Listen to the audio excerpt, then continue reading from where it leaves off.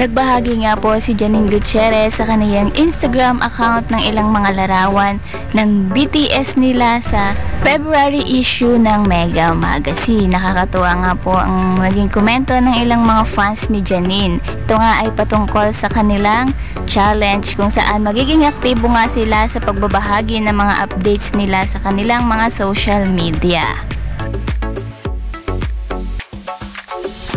Nagbahagi rin siya sa kaniyang IG story ng tila may kinukumpuni sila. In fairness, talagang si Janine pa mismo ang nagkukumpuni at ang kanyang sister.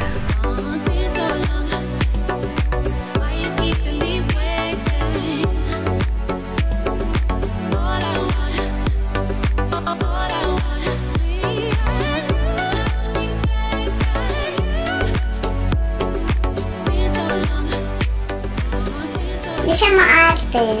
May compliment nga rin po kay Janine Gutierrez nang magsagala siya sa Santa Cruzan sa Makati. Pakinggan nga po natin.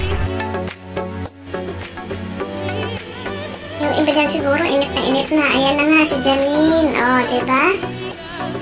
Ang ganda niya, tsaka palangiti. Grabe.